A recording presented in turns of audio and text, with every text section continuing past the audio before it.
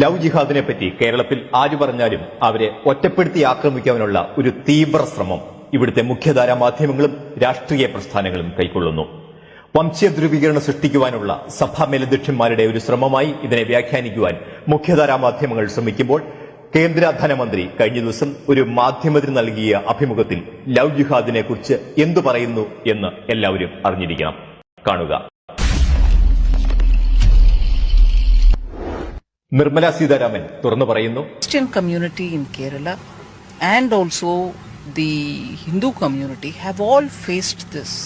കേരളത്തിലെ ക്രിസ്ത്യൻ സമൂഹവും ഹൈന്ദവ സമൂഹവും ഈ പ്രതിസന്ധി അഭിമുഖീകരിച്ചുകൊണ്ടിരിക്കുന്നു. Unspoken, undefined terror, if I can call it. എന്റെ അഭിപ്രായത്തിൽ ഇത് നിർവചിക്കപ്പെടാത്തതും ചർച്ച ചെയ്യപ്പെടാത്തതുമായ ഭീകര പ്രവർത്തനമാണ്. Wherein it is very difficult to palpably describe it. അത് വ്യക്തമായി വിശദീകരിക്കുക എളുപ്പമല്ല. And it can be only rejected the moment you describe it, saying, oh my God, you don't, imagine such things. Love ജിഹാദ് ചിലരുടെ ഒരു സങ്കല്പ സൃഷ്ടി മാത്രമാണ് എന്നുള്ള അഭിപ്രായത്തോടെ അതിനെ തള്ളിക്കളയുവാനുള്ള ശ്രമമാണ് ഇവിടെ കണ്ടുവരുന്നത്. The fault of the girl was nothing but to have to trust somebody and say fall in love with someone who she would want to marry.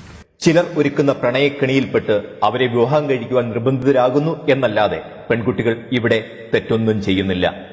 End of the day, she's deserted and she realizes she's been trapped. എന്നാൽ ഒടുവിൽ അവൾ ഒറ്റപ്പെടുകയും കെണിയിൽപ്പെട്ടുപോയി എന്ന് തിരിച്ചറിയുകയും ചെയ്യുന്നു.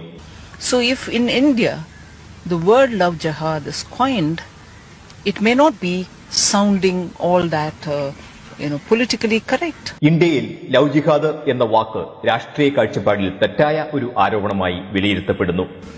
But the Christian community in Kerala is speaking out.